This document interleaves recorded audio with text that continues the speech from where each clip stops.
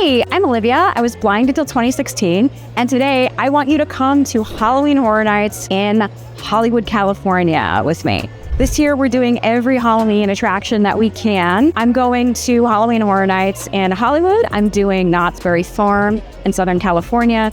I'm doing Halloween Horror Nights in Orlando, Florida, and I'm doing Reaper's Revenge and Hotel of Horror in Eastern Pennsylvania before flying back home to LA. But we're starting tonight in Hollywood because I live here. And I need a friend because none of my friends can afford the ticket this year. It's crazy expensive. So you're my friend and we're going. And I'm going to see Halloween Horror Nights for the first time with you. I think I paid about $230 to get in and to get Express. If you've ever done this event before, you know that if you don't have Express, there is no point in going.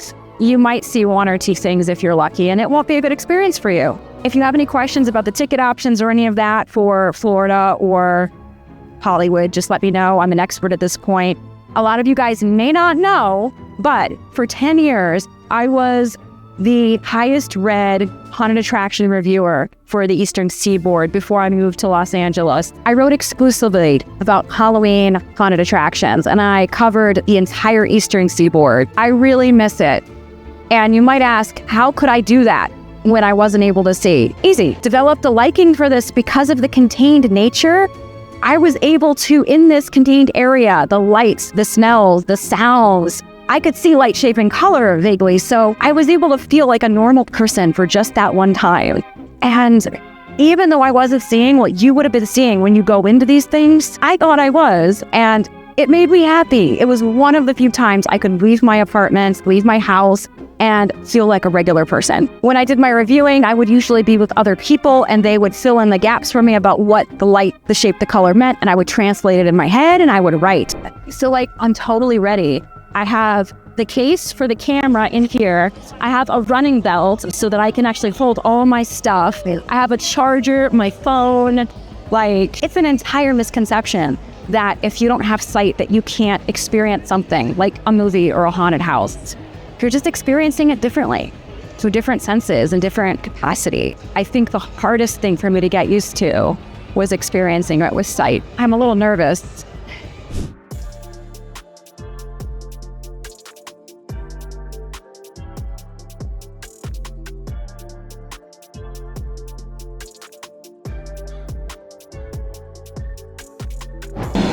Quick thing for those of you playing along at home that have never done these events before or have maybe just done one event. What is the difference between Universal Studios Hollywood versus Orlando? Hollywood is tiny.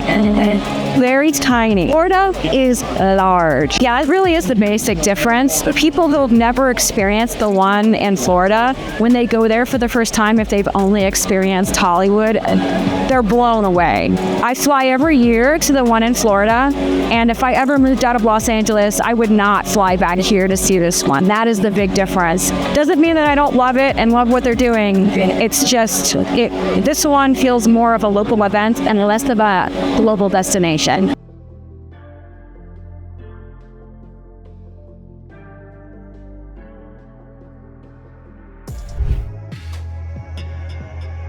I didn't film the scare zones because I have limited batteries and they actually don't have them running yet. It's 6:51 and the house is open technically at 7.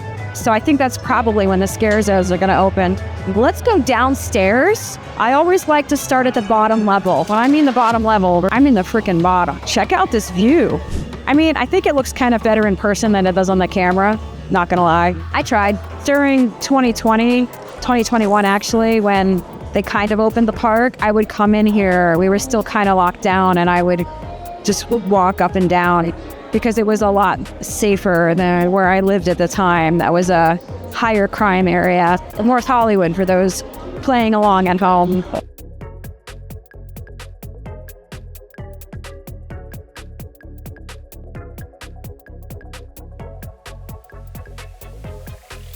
They have the best views here. So, oh my God, you're so close. Back up. All right, cool. I used to always come down to this area just to look at the sky, and when we were locked down for COVID, I would just be like, The park had just opened up after that, after a long period of time, and I would just hope for better times. Because I had just gotten my sight, I moved to LA on my own, and right when I got settled, the pandemic hit. It was a really lonely time for me. I guess I got my happiness from parks because it was something familiar to me in a town that this town was unfamiliar to me at the time. What time is it? It's time for another escalator. That's Nintendo World down there. It's okay. They have a card for Express Pass. Don't bruise it.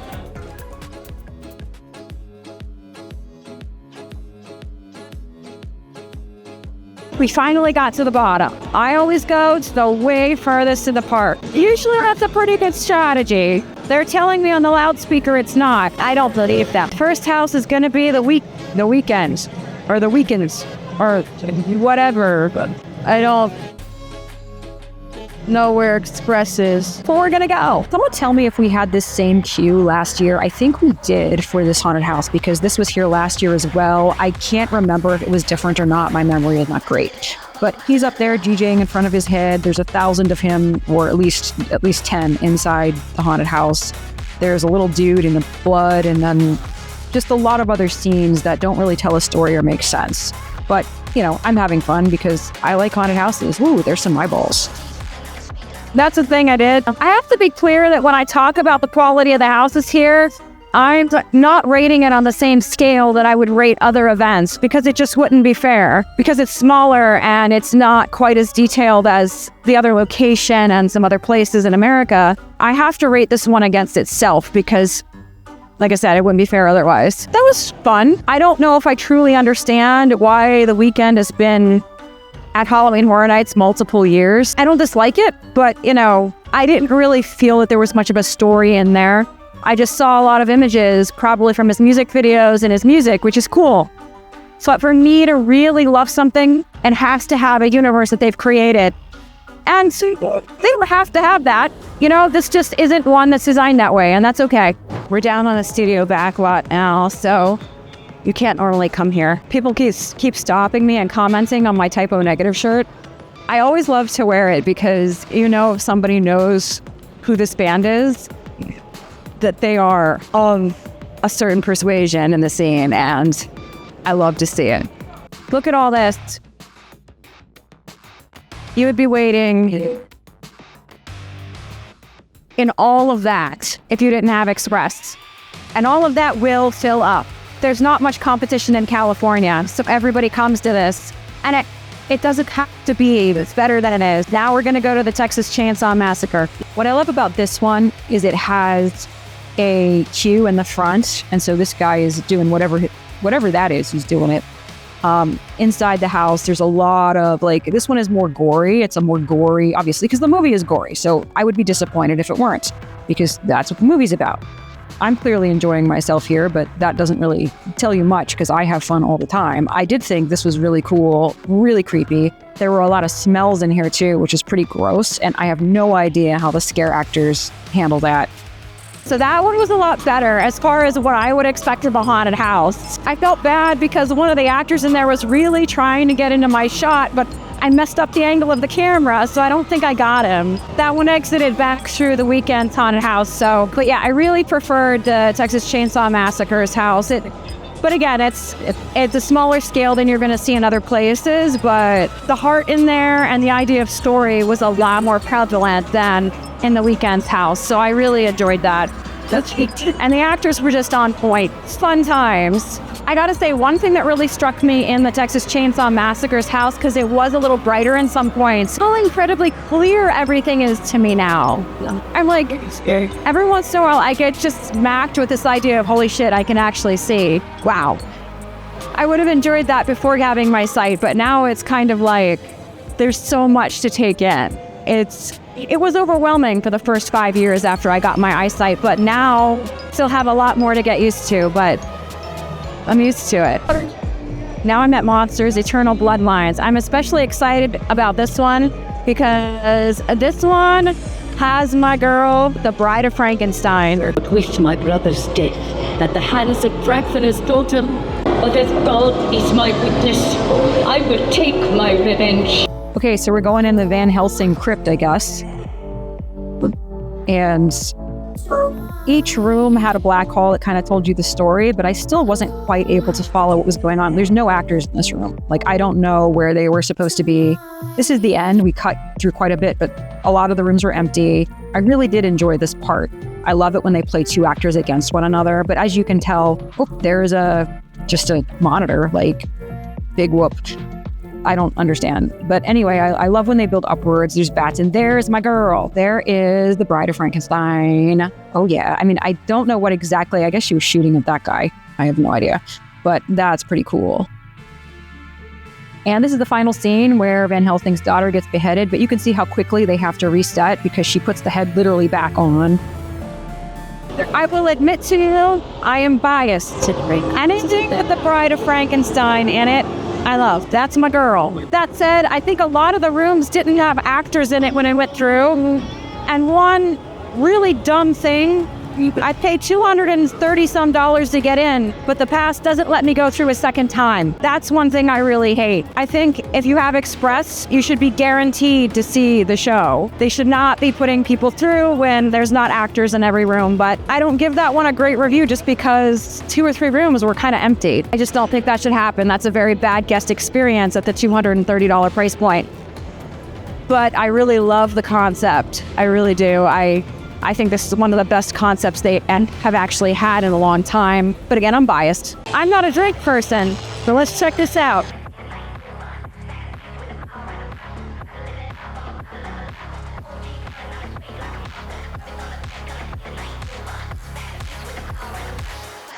There's literally a line for the bar. Since I'm not a drink person, I might abandon this.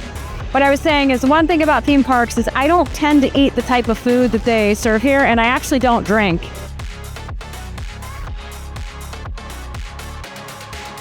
So anyway, like I was saying, to me, alcohol tastes like somebody peed on plastic wrap and lit it on fire, and it gives me the bubble guts. So alcohol's not for me, and I'm sure not gonna wait in a line to get in there. But here's where we're gonna go. Dead Exposure. Back in like 2009-ish, I think, maybe it was 2008, one of my first Halloween Horror Nights. So one of my first Halloween Horror Nights, I went to Dead Exposure in Orlando, Florida. To this day, it is the scariest haunted house that I've ever been in. Like, I had tears come. I was laughing and screaming so much when I went through this one. And they brought it back like years later in Orlando as like a little segment of it in like a retrospective haunted house. And then when I went through that section, it again destroyed me. And so I was excited to see it come back again, but I was kind of disappointed that it was at Hollywood because I know that the scale here is always so small. And I'm going to go through it now, and I'm hoping it's going to be able to capture that. At the very least, it's good to see something that I love in a place. It doesn't have to be perfect, it just has to be fun. So let's go and check it out. So excited. Man, it's very rare when something knocks me like Dead Exposure did. If you've ever seen that show, Penn and Teller Fool Us, when they're so happy when they get fooled again, that's me. I love it when they get me in this. All the monsters just make me smile and laugh. I can't help it. Maybe there's something wrong with me, but I'm okay with it. So, okay, we have a van. We have a research thing that it crashed into. Okay, so that's a little bit of story, but not a lot. Not a lot going on in here. Really brightly lit. That's not my flash. For my camera, I'm not using a flash. These are really just static mannequins. I mean, really at this point, I'm not thrilled at all. The people behind me were losing their minds, so good on them. Okay, there's one actor. Okay, so how was Dead Exposure? That was total butt. It was a bunch of random empty hallways with some junk and some zombies like, just jumping out at you. There was no real story that I could tell. All of the charm of the Dead Exposure in the Southeast at Orlando was not there. Just saw a lot of recycled props from their Thorma Walking Dead attraction. 0 stars for that one. I don't see how the design in there that could possibly be good. I didn't have high expectations when I went, and they were lower. They came in lower. So yeah, if you're not having express and you want to skip one, skip that one. But I am having a blast. I don't want to get that twisted. I'm having a freaking blast, but I would not go back through that again. I do like this though. I gotta love a themed anything. Let's go see what else they have. So this guy's my favorite.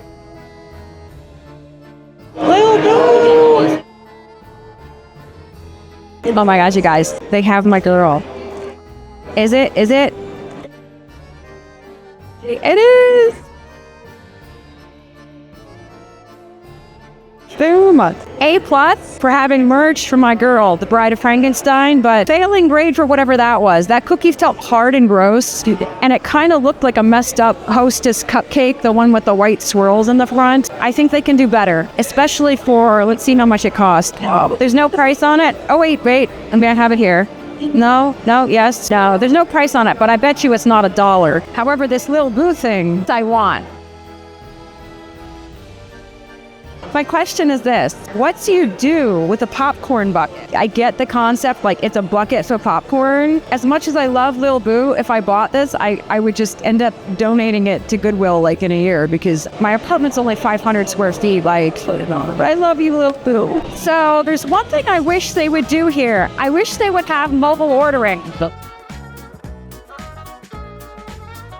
Because I'm not waiting in that huge line to buy a s'more just for me. Oops. Enough already. And hello, everyone. That looks painful. Tram. I've lived here since 2017. I've gone here since 2018. It feels like the tram should be the best thing this event has to offer. I've never liked it, and I don't think I'm gonna like it this time. I mean, I think it's cute. I always have to do it, but you'll see. It's just, I thought when I moved here that you would be on the tram and people would be trying to scare you while you're on the tram, kind of like a Pennsylvania style hayride. But that's not what happens. You ride the tram, you kind of watch some advertisements for movies, you get off at the other side, and then you go through like a bunch of scare actors that are in the scenes that are already on the backlot tour. So it's very wide spaced, so it just doesn't feel scary. It feels very haphazard, and it doesn't feel like there's any logic to how the scares happen. That said, let's do it. I'm keeping an open mind every year. Not here to hate on it. I'm just saying it's not what you expect. Cool. So here is me getting ready to get on the tram. I got a window seat, but it really doesn't matter, although there is that sweet view to the right that we can check out. It's some of my favorite views in LA, actually. The guy is trying to say stuff and be humorous and show us ads for Blumhouse. What is the scariest setting for a horror film? My job. Just kidding, I love my job if my boss is watching. Okay, so this is the first part. We actually missed the part where Megan comes out and threatens you, and that's one thing that I didn't like about this. Not every tram gets the same show. I loved this here. Like this is pretty cool, where there's actually sets that you can see something happen, like the houses. This isn't the most amazing thing since sliced bread or anything, but this is definitely a step up from what they've had here before, in my opinion. If you've been here in days that I haven't been, or years I haven't been, please let me know. This is always the same kind of, this is the Bates Motel set, the actual Bates Motel set. And every year they just put people in here and they jump out at you. It's pretty wide open. You can see nothing's really happening right now. There's props there. We're now at the black phone area. You can see they're not really interacting with each person. That's not really how they're trained. And, it's not as personal feeling as some other places I've been that do this. It's funny, they seem to have broken their streak. I'm not gonna say that this is the best thing I've ever seen. And I don't know why we have the same Blumhouse movies every year here. I actually felt that was very well laid out, and that was enjoyable. They actually used barriers to bring things in so that it was a lot easier to suspend disbelief and get immersed in that world. So far, this is the best tram tour I've seen. Oh, check out Norman Bates is back there. Can you see him? Let's see if I can see him. Wow. I'm here to walk through things though, so I'm not waiting in line for that. Now we're going into the Purge, and you can see it's starting to get really crowded at this point. It's very wide open. This is pretty much it. I always feel weird recording, but maybe only 2 people the whole night were not. It's really set for photos. It's basically a big rolling photo op. This is the part every year where it starts to drag. And it is dragging here. It really is. It's just people jumping out and doing one thing, like, oh, boogity, and they're done. It's like, cool. That doesn't really do a lot for me. I appreciate the effort, though. It feels like it's all about a brand and not about a story, any one story, right? And it kind of, last year they had a museum and it felt a bit like a timeshare. This is an upgrade from that, but I feel like they should have done this in the first place and only done it 1 year and maybe brought in something new from even the same company. This one is supposed to be really amazing in Florida. I'm interested in seeing how it stacks up on the West Coast. We're now going to go back behind the Harry Potter area and see Insidious and Ghostbusters. We're playing the theme song here, and obviously I can't put that here. Now we're going to go through Ghostbusters, the Frozen Empire. This front was pretty detailed and cool. This first room coming up was the most annoying room in Halloween Horror Nights for me. They have audio for each of the actors. They're not triggering it, but this guy on the left, I feel bad for him. His audio was really high-pitched and annoying. This room was super nice. I really liked the whole Frozen and how it was designed. And I really love the Stay Puft Marshmallow guys here, to the point that I'm surprised I didn't see more people with little Stay Puft Marshmallow dudes walking around the park. Ghostbusters, Frozen Empire. I've never seen the movie, but I was able to follow the story by how they set up, so I really appreciated that. I thought that it was really cute. I really did. Again, it didn't blow me away, but I definitely enjoyed it. This one is Insidious, and I don't have an intro for it like before because with Express Pass, we had to wait like 30 minutes. There was some issue, and it was all out of ordinary at this point. I didn't even know what house I was going into at the time because it was so confusing. But it was a pretty cool house. It wasn't like what I'm hearing Florida is. And I wish I would have asked the people I went through how they thought of it because they were actually from Florida. Yeah, so I just went through Insidious the further. It was okay.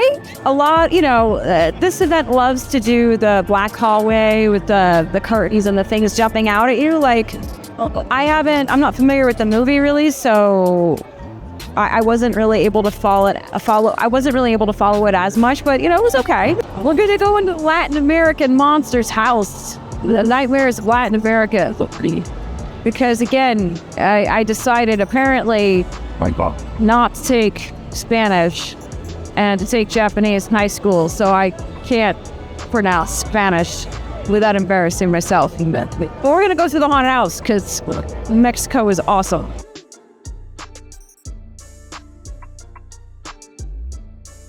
I really, really enjoyed this one. They explain to you what it is before you go in. So if you're not familiar with the story, which I'm not, you can understand what's going on. This was an excellent example of storytelling and how you can do it really quickly. And the placement of the actors was really great. The vibe was really great. I don't think there's anything I didn't love about this, really. I love that you're going outside. I love that there's some stuff on the roof up here. They built upward. This was my favorite thing in Halloween Horror Nights. This claws coming out of the bed. Like, come on, that's amazing. Like, that's actually scary if that ever happens to you. And that guy got me. He was crazy. I mean, kudos to everyone who worked on this one. This is just, oh my God, you guys. That was amazing. They actually got me twice in there. That never happens. I have like no scare reflex. That was the best one. They clearly put all of their thought into that one. They told you stories. They told you many stories, but they were related because they were from the same folklore. So like, I felt like I was learning about stuff and getting scared by it at the same time. How can you beat that? I mean, they built upwards in some areas.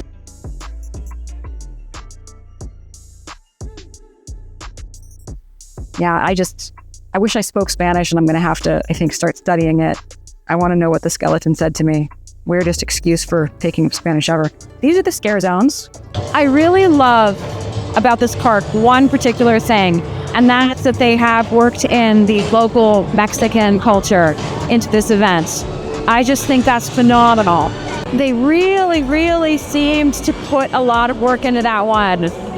And I loved it. That was what is this? Hold up. That's amazing.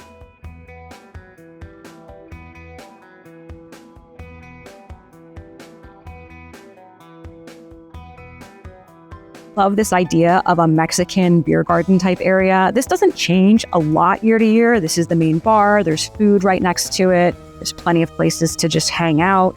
But this is the place where if you have frequent fear, you're going to come and you're just going to chill out, maybe do one house and come back and enjoy it here. It's just, as far as atmosphere, this is the best place in the park for it. I would say the second place for atmosphere would be the weekend bar. It's on the lower level, but this one wins for me every year.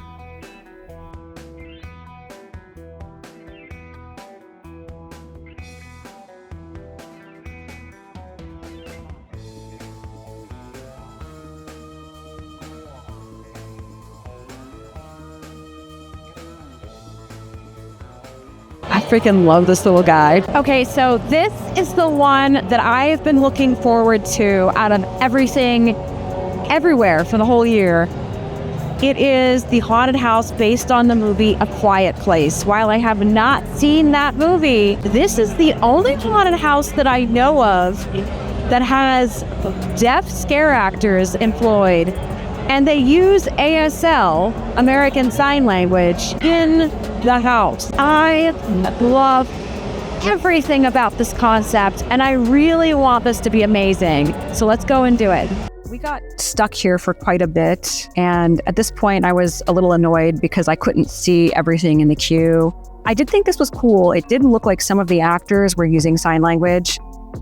The line was moving pretty slowly, so a lot of these shots I got, if you could see how slow everybody's moving, I think there was a blockage up front. So we had a lot of opportunity to really hang out with these actors, kind of, while they did the same thing over and over again. So kudos to them for being athletes every night to do this.